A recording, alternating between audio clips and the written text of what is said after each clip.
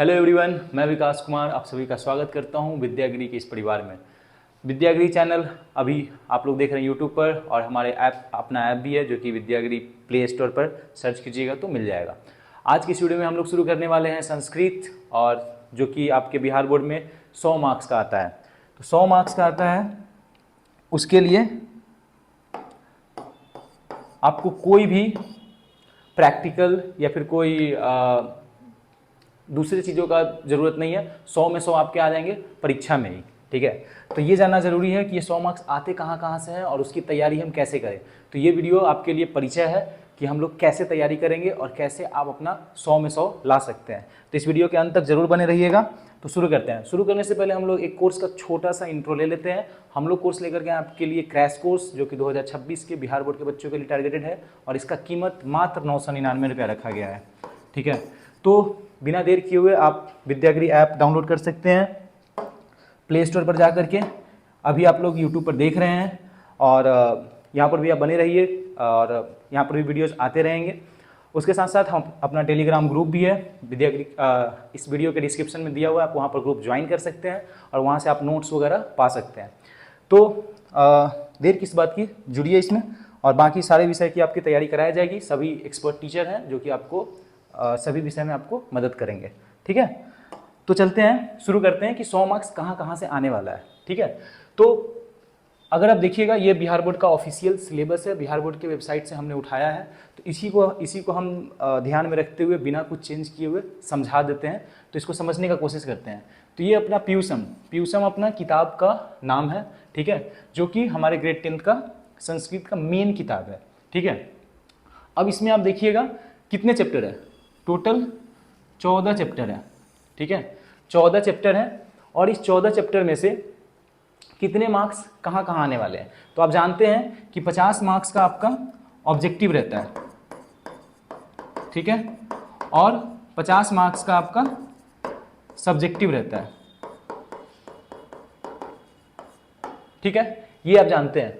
इसमें से देखते हैं कि 100 मार्क्स कहाँ आने वाले हैं। इस ऑब्जेक्टिव और सब्जेक्टिव मिला करके कितने क्वेश्चन कहाँ से आने वाले हैं। तो देखिएगा यहाँ पर 100 लिखा हुआ है, और इसमें दिया हुआ है अपोठित अपठित अवबोधन, मतलब बिना पढ़ा हुआ, पहले से आप पढ़ कर नहीं आप जा सकते हैं, वो उसी समय दिया जाएगा। उसमें से आपको क्वेश्चन पूछेगा और उसको पढ़ करके वहीं पर उत्तर देना है, ठीक है। इसका हम लोग क्वेश्चन पेपर भी है इस साल का, उसके थ्रू भी देखने का कोशिश करेंगे, पर उससे पहले एक बार देख लेते हैं।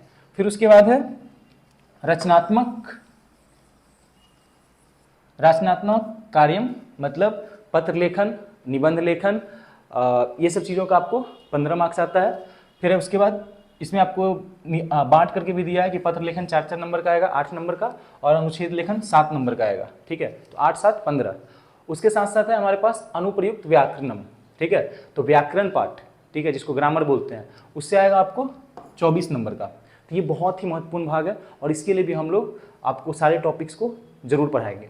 फिर उसके बाद आता है अनुवाद आपको 10 से 12 क्वेश्चन देते हैं, उसमें से आपको 6 बनाने के लिए देते हैं, और हर क्वेश्चन 1 नंबर का आता है। फिर उसके बाद आता है पठित अवबोधनम, ये बुक किताब जिसकी हम बात कर रहे हैं, इसमें से आपको आता है 42 मार्क्स, 42 नंबर। तो इसकी तैयारी भी उतना ही जरूरी है जितना कि बाकी सभी चीज़ों की है, ठीक है। तो अब देखते हैं अपठित अवबोधनम में क्या क्या है। तो 2 गद्यांश आएंगे, एक 7 नंबर का, एक 6 नंबर का। रचनात्मक में पहले बता चुका हूँ कि रचनात्मक में आपको पत्र लेखन में 8 नंबर का 2 पत्र आएंगे, और एक अनुच्छेद लेखन आएगा 7 नंबर का, जो कि 7 वाक्य आपको लिखने के लिए कहता है, ठीक है। उसके साथ साथ पत्र लेखन में भी हम लोग पत्र लिखना सीखेंगे कि पत्र कैसे लिखते हैं, कम से कम में कैसे आप पूरा नंबर पा सकते हैं। फिर उसके बाद आवेदन लिखना भी सिखाएंगे आपको, और अनुच्छेद लिखना भी सिखाएंगे। अनुच्छेद लिखना आप लोग को थोड़ा बहुत आता भी होगा, नहीं भी आता है तो घबराने की ज़रूरत नहीं है। हम आपको एक एक करके कम से कम 10 अनुच्छेद लिख करके, समझा करके, और आसान भाषा में आसान तरीक़ा से समझा देंगे, ताकि आप उसमें कोई गलती नहीं करें। अब हम लोग चलते हैं व्याकरण में आपको बहुत सारी चीज़ें हैं, इतनी सारी चीज़ें हैं, ठीक है। क्या क्या है, शब्द रूप है। शब्द रूप आपको बहुत सारी चीज़ों पे शब्द रूप आता है, तो उसमें से जो महत्वपूर्ण है, जो सबसे ज़्यादा बार पूछा गया है, उसकी आपकी तैयारी करा देंगे। आप एक शब्द रूप याद रखिएगा, बाकी सभी भी आपके हो जाएंगे। मुश्किल से 1-2 एक्स्ट्रा पढ़ सकता है, पर एक से काम चल जाता है। फिर उसके बाद आता है धातु रूप में आपको 1, 2, 3, 4, 5 लकार है। 5 लकारों में आपको धातु रूप लिखना पड़ता है, किसी भी एक पर, ठीक है। तो उस पर भी आपको करा देंगे। और अभी धातु रूप लिखने के लिए देता भी नहीं है, आपको उसको ऑब्जेक्टिव क्वेश्चन में देता है, तो उसको बताना बहुत बड़ी बात नहीं है, पर उसको देखेंगे कैसे उसको क्वेश्चन बन सकते हैं और कैसे आप आसानी से उसका उत्तर लिख सकते हैं। ठीक है, फिर आता है संधि। संधि किसे कहते हैं, कितने प्रकार के होते हैं। अब वो लिखने वाला क्वेश्चन नहीं आता है, अब सीधा आता है ऑब्जेक्टिव में कि इसमें कौन सा संधि है, इसको संधि विच्छेद करेंगे तो क्या होगा। ठीक है, उसके ऑप्शन देते हैं, तो उसके लिए भी हम लोग इसको डिटेल में पढ़ेंगे व्याकरण के वीडियो में। फिर है उपसर्ग, प्रत्यय, ये सभी एक एक वीडियो में हो जाएगा। फिर आता है समास। समास भी हमारा बहुत अच्छा टॉपिक है, बहुत आसान टॉपिक है, ये भी ऑब्जेक्टिव में बहुत सारे वेटेज रखता है, तो इसको भी हम लोग करेंगे। उसके बाद है कारक एवं विभक्ति। तो कारक एवं विभक्ति भी 8 कारक है, 8 के बारे में पढ़ेंगे, विभक्ति के बारे में पढ़ेंगे। और उसके बाद आता है अनुवाद। जैसा कि हम बताएं कि 6 अनुवाद बनाना रहता है, 10-12 ऑप्शन आपको दिए रहते हैं, उसमें से 6 चूज करना होता है। तो ये सारी चीज़ें हमारा सिलेबस है। 100 मार्क्स कैसे कैसे आएंगे मैंने बता चुका है, 50 ऑब्जेक्टिव 50 सब्जेक्टिव। और उसके साथ साथ हम ये भी बता चुके हैं कि ऑब्जेक्टिव में किस टाइप के क्वेश्चन आएंगे, ज़्यादातर व्याकरण के क्वेश्चन आएंगे, और सब्जेक्टिव में आपको कैसे क्वेश्चन आएंगे, ज़्यादातर किताब के क्वेश्चन आएंगे, लेकिन किताब के क्वेश्चन ऑब्जेक्टिव में भी आते हैं। तो आइए देखते हैं कि कैसे कैसे हमारे 14 चैप्टर है। तो ये हमारा प्यूसम का 14 अध्याय है। ठीक है, इसका छोटा सा डिटेल ले लेते हैं कि किसमें क्या क्या पढ़ना है। ठीक है, जब भी आप चैप्टर पढ़ने जाइए, सबसे पहले आपको रिवाइज करना है ये 14 चैप्टर का नाम। अगर आपके दिमाग में नाम याद है, उससे जुड़े हुए लेखक नाम है याद है, तो आप आसानी से उसका रिवीजन अभ्यास कर सकते हैं। ठीक है, तो पहला है मंगलम। मंगलम आपको वेद व्यास जी के द्वारा लिखा गया हुआ है। फिर है पाटलिपुत्रम वैभवम, इसमें पाटलिपुत्र के वैभव के बारे में है। हाँ, मंगलम में आपको जो भी चीज़ें ली गई है उपनिषद से ली गई हुई है। ठीक है, और उसमें उपनिषद के बारे में भी बताया गया हुआ है, तो इसको भी हम लोग पढ़ेंगे डिटेल में। उसके बाद आता है आपको अलस कथा, आलसी के ऊपर एक कहानी है, उसको पढ़ेंगे। संस्कृत साहित्य लेखिका, संस्कृत साहित्य में संस्कृत के जो साहित्य है, जैसे इंग्लिश का लिटरेचर होता है, हिंदी का साहित्य होता है, वैसे संस्कृत साहित्य में कौन कौन सी महान लेखिका है। ठीक है, लेखक का ही स्त्रीलिंग लेखिका होता है, तो कौन कौन से महान लेखिका है, ठीक है, मतलब महिला लेखक कौन कौन है, और उनकी क्या क्या उपलब्धियां हैं, क्या क्या उनके लिखी हुई कृतियां हैं, उन सभी चीज़ों के बारे में हम लोग पढ़ेंगे। फिर आता है भारत महिमा। इसमें भारत के महिमा के बारे में, भारत में क्या क्या खासियत है, कहाँ कहाँ क्या क्या चीज़ें हैं, उसके बारे में पढ़ेंगे। फिर है भारतीय संस्कार, अपने भारत में कौन कौन से संस्कार हैं, ठीक है, उसके बारे में पढ़ेंगे। टोटल आपको 16 संस्कार होते हैं। ठीक है, वो कौन कौन से संस्कार हैं और कब कब मनाए जाते हैं, उनके बारे में हम लोग डिटेल में पढ़ेंगे। ठीक है, फिर आता है नीति श्लोक।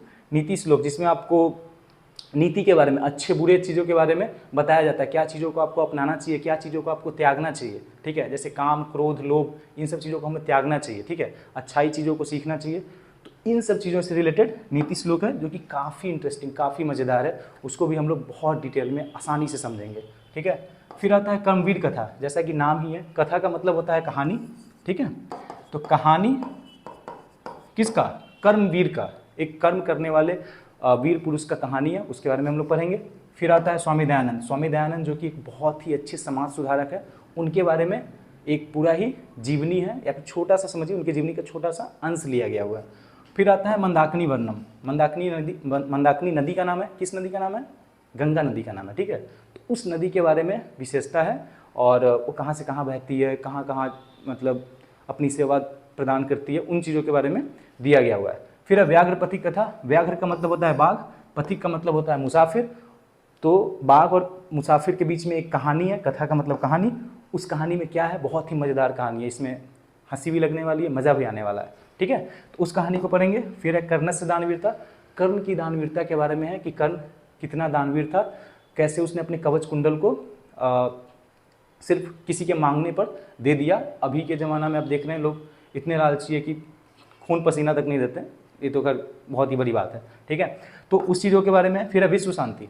विश्व शांति मतलब विश्व में कैसे शांति स्थापित है, कैसे अभी आप देखते होइएगा सभी जगह लड़ाई हो रहा है, रूस यूक्रेन का, अभी भारत का पाकिस्तान से हुआ था, तो कैसे उसको शांति से रहना, क्या उसके नुकसान हो सकते हैं, क्या उसके बुराइयां हैं, उन सब चीज़ों के बारे में पढ़ेंगे विश्व शांति अध्याय में। फिर लास्ट है शास्त्रकारा, अपने कितने शास्त्र हैं, उसमें क्या क्या महत्वपूर्ण चीज़ें हैं, उसके बारे में। तो ये हमारा 14 चैप्टर है। अब हम लोग आगे चलते हैं। तो तो आगे ये हमारा है पहला पार्ट मंगलम, ठीक है। तो मंगलम पूरा अध्याय मैं अभी नहीं पढ़ाऊंगा क्योंकि ये वीडियो बहुत लेंदी हो जाएगा और हम लोग 15 से 20 मिनट का ही वीडियो रख रहे हैं, ठीक है। तो उसके बदले हम क्या करेंगे, एक छोटा सा जो इंट्रोडक्शन है, परिचय है, उसको देखते हैं और एक जो पद है उसको हम लोग पढ़ने का कोशिश करते हैं, ठीक है। तो मंगलम, मंगलम का मतलब होता है कल्याण, अच्छी चीज़ें, कल्याण होना, ठीक है। तो जैसा कि ये चैप्टर है कि कोई भी चीज़ आपका मंगलमय हो, ठीक है, तो हमारा जो संस्कृत का जो सिलेबस है वो भी मंगलमय हो, आपकी तैयारी भी मंगलमय हो, आप अच्छे से अच्छे मार्क्स भी लाए बोर्ड में। तो उसी मोटिवेशन से हम लोग इसको शुरू करते हैं। तो उपनिषद वैदिक वाङ्मयस्य अंतिम भागे दर्शन शास्त्रस्य सिद्धांतान प्रकटयन्ति, ठीक है। उपनिषद, उपनिषद में वैदिक वाङ्मय के अंतिम भागे मतलब अंतिम के भाग में, भागे मतलब में, ठीक है। दर्शन शास्त्र से, दर्शन शास्त्र, दर्शन शास्त्र क्या होता है, हम लोग ज़्यादातर जनरल कॉमन लैंग्वेज में हम लोग फिलॉसफी सुनते हैं, ठीक है। उस फिलॉसफी को हम लोग संस्कृत में दर्शन शास्त्र कहते हैं, ठीक है। तो दर्शन शास्त्र के सिद्धांतान प्रकटयन्ति, उसके सिद्धांत प्रकटित होते हैं, ठीक है, या फिर प्रकट होते हैं, ठीक है। तो उपनिषद के वैदिक वाङ्मय के अंतिम भाग में दर्शन शास्त्र के सिद्धांत प्रकट होते हैं, ठीक है। सर्वत्र, सर्वत्र का मतलब क्या होता है, सभी जगह, सभी जगह, ठीक है। परम पुरुषस्य, परम पुरुष, परमात्मना, परमात्मा, महिमा प्रधानतया गीयते, सभी जगह परम पुरुष परमात्मा की महिमा प्रधान रूप से गाए जाते हैं। गीयते मतलब गाए जाते हैं, ठीक है। प्रधानतया मतलब प्रधानता, महानता, वो चीज़ें। तेन परमात्मना जगत व्याप्तम अनुशासितम चा अस्ति, ओके। उसी परमात्मा से, उसी परमात्मा के द्वारा ये जगत, ये संसार व्याप्त है, व्याप्त मतलब फैला हुआ, और अनुशासित है। च अस्ति का मतलब होता है, च का मतलब होता है और, ठीक है, और अस्ति का मतलब होता है, ठीक है। तो हर शब्द को हम लोग तोड़ तोड़ के छोटे छोटे भागों में पढ़ेंगे ताकि आपको कोई भी कन्फ्यूजन, कोई भी डाउट ना रहे, ठीक है।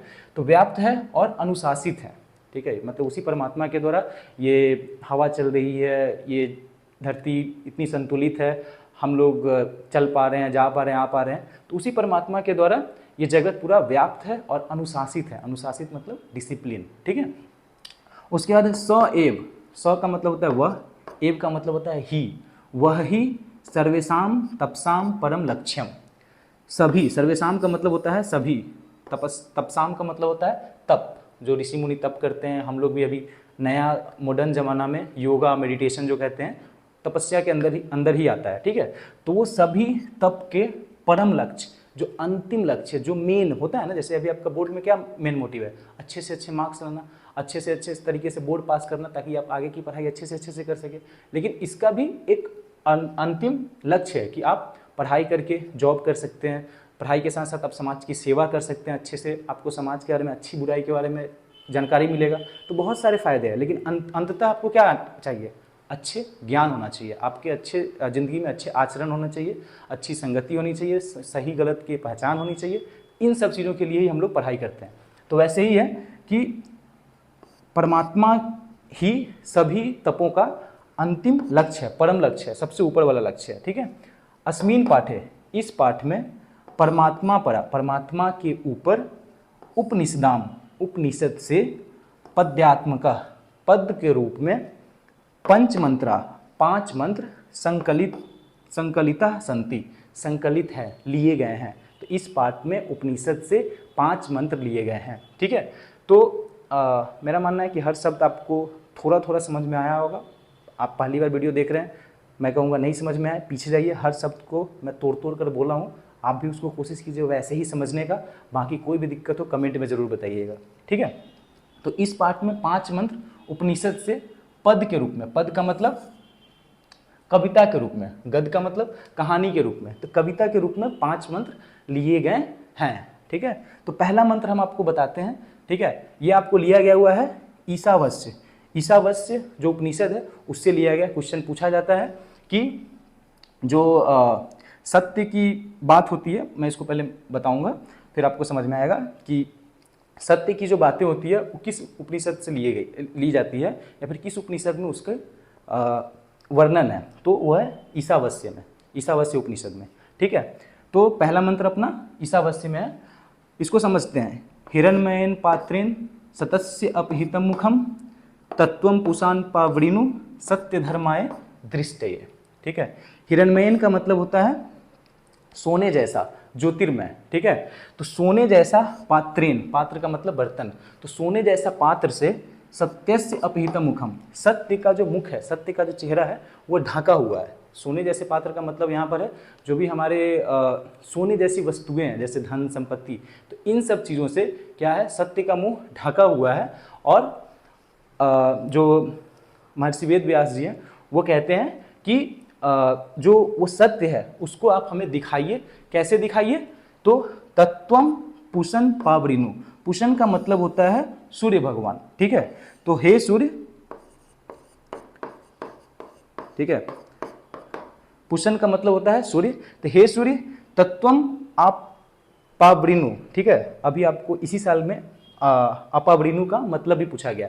अपावृणु का मतलब होता है हटाना। ठीक है, तो सूर्य के पास बहुत प्रकाश है, बहुत तेज है, तो क्या सूर्य से जो हमारे महर्षि वेदव्यास जी हैं वो उनसे विनती कर रहे हैं कि हे सूर्य आप अपने प्रकाश को डालिए और वो जो धन संपत्ति का जो आदमी के ऊपर या फिर मनुष्य के ऊपर जो लालच छाया हुआ है उसको आप हटाइए और सत्य को जानने की कोशिश कराइए, सत्य को दिखाइए ताकि वो सत्य को जान पाए। ठीक है, तो तत्वम पुषन पावृणु सत्य धर्माय दृष्टये। ठीक है, तो सत्य और धर्म को दिखाइए। कैसे दिखाइए, तो ये जो तत्व का जो चमकती हुई जो सोने जैसे पात्र से ढका हुआ है उन चीज़ों को हटाइए और उसको देखने के लिए दीजिए कि वो सत्य और धर्म को देखे और उसको अपनाए। ठीक है, तो ऐसे ही हम लोग बाकी 4 और पद हैं जिसको हम लोग पढ़ेंगे और उससे रिलेटेड क्वेश्चन आंसर करेंगे। पर अभी आपको हम बस ये दिखा दे रहे हैं, क्या बोलते हैं, कि बोर्ड में कैसे क्वेश्चन है। हम आपके लिए 2025 में जो क्वेश्चन हुआ है, एग्ज़ाम हुआ है, ठीक है, उसमें कैसे क्वेश्चन पूछते हैं इस चैप्टर से, क्योंकि ज़्यादातर जो क्वेश्चन होते हैं आपको हिंदी में पूछे जाते हैं, तो ज़्यादातर हिंदी में ही आपको जवाब देना है। संस्कृत में आपको बस अनुच्छेद लेखन और पत्र लेखन, यही 2 चीज़ पूछते हैं, बाकी सब के सब क्वेश्चन हिंदी में ही रहते हैं। ठीक है, तो देखते हैं कैसे क्वेश्चन इस चैप्टर से पूछा गया है कि सत्य से किसका मार्ग प्रशस्त होता है। तो ये भी आपको इसी चैप्टर का है, आगे का जो पद है उसमें से है। तो और उसके बाद है हिरण्मयेन पात्रेण, ये अभी जस्ट पढ़े हैं। तो हिरण्मयेन पात्रेण मंत्र किस उपनिषद से संकलित है। ठीक है, अभी मैंने बताया कि पूछता है किससे है, तो श्वेता अस्त्रु उपनिषद, श्वेता अस्त्रु ईशावास्य, ईशावास्य अभी हम लोग पढ़े ना, ईशावास्य उपनिषद से है। ठीक है, ये चारों ही उपनिषद से, मुंडोपनिषद, कठोपनिषद, ईशावास्य उपनिषद, श्वेता स्वत्रो उपनिषद से, चारों उपनिषद से श्लोक लिए गए हैं। ठीक है, तो ये ध्यान रखना कि कौन सा मंत्र किस उपनिषद से लिया गया है। ठीक है, तो इसका आंसर होगा ईशावास्यो। उसके बाद है, अभी ये क्वेश्चन मैंने बताया आपको कि अपावृणु पद का क्या अर्थ है। तो अपावृणु पद का अर्थ है क्या चीज़, ढका हुआ कि हटा दे, हटा दे। ठीक है, हटा दे, अभी बताया ना, ढका हुआ का, ढका हुआ का संस्कृत क्या है, अपहितम। ठीक है, तो किसी बच्चे ने किया है, ये गलत है, ये हटा दे, ये जो है ये सही होगा। ठीक है, वो विनती कर रहे हैं हटाने के लिए, अपावृणु मतलब हटा दे। तो ये 3 क्वेश्चन आपको इस चैप्टर से है। बाकी ऑब्जेक्टिव आपको 100 आता है, 100 में से मात्र आपको 50 बनाना रहता है। ठीक है, जैसा कि आप जानते हैं, तो ये आपका 100 ऑब्जेक्टिव है, इसमें से कोई भी 50 सही करना है, तो क्यों ना हम लोग तैयारी अच्छे से करें और कोशिश करें कि पूरा में पूरा लाया जा सके। पूरा लाते हैं बच्चे, ठीक है, इसलिए मैं बोल रहा हूँ आपको। फिर उसके बाद आता है आपको ये अपठित गद्यांश, जिसको आपको पढ़ना होगा और फिर आपको इसका जवाब देना है। ये मैं बता चुका हूँ आपको, ये 2 ठो आता है, एक ये है। फिर इसके बाद आता है आपको पत्र लेखनम। ठीक है, तो ये भी आपको 8 नंबर का आता है। अपने उत्तम परीक्षा फल का विवरण देते हुए पिताजी को संस्कृत में पत्र लिखे, इसको मैं आपको लिखाना सिखाऊंगा कैसे लिखते हैं। फिर अनुच्छेद लेखन है, इसमें से 5 देता है, 5 में से किसी एक पर 7 वाक्यों में 7 मार्क्स का 7 वाक्य, एक वाक्य का 1 नंबर आपको मिल रहा है। समझ रहे हैं, बहुत ही आसान है। ठीक है, तो इसको हम लोग करेंगे, पढ़ेंगे।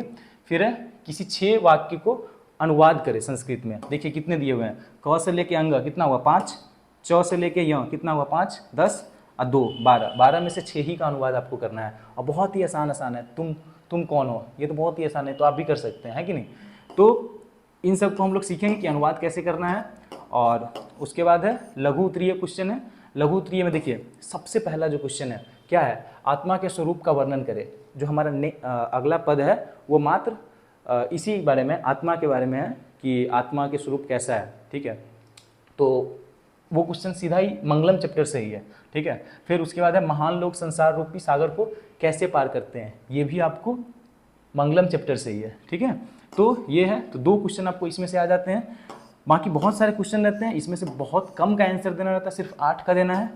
कितना क्वेश्चन है, क से लेके यहाँ तक 10 हुआ, ट ठ ड ढ न त कितना हुआ 9 तक 15, त लेकर के 16, तो 16 में से 8 वो क्वेश्चन, मतलब सब में आपको 50% चांस दिया जा रहा है सही करने का। तो इतना जब चांस मिल रहा है तो क्यों ना पूरा में पूरा लाया जा सके, ठीक है। तो इसी के साथ आज की इस वीडियो को हम लोग ख़त्म करते हैं। अगले वीडियो में हम लोग बाकी के जो मंगलम की ये है टॉपिक है, 4 पद है, उसको करेंगे। और उसके साथ साथ जितने भी ऑब्जेक्टिव पिछले 5 साल में पूछा गया है, ठीक है, उस सभी को करेंगे। और साथ में लिखित क्वेश्चन भी जितने हैं उसको भी करेंगे, और आपको इसका नोट्स भी देंगे हिंदी में भी करके। तो किसी चीज़ के लिए घबराना नहीं है। यह हमारा परिचय वीडियो था, हो सकता है थोड़ा लंबा चला गया हो, पर अगले वीडियो से हम लोग पूरा ही डिटेल में पढ़ेंगे, ठीक है। तो मिलते हैं अगले वीडियो में, तब तक के लिए पढ़ते रहिए और आगे बढ़ते रहिए। धन्यवाद।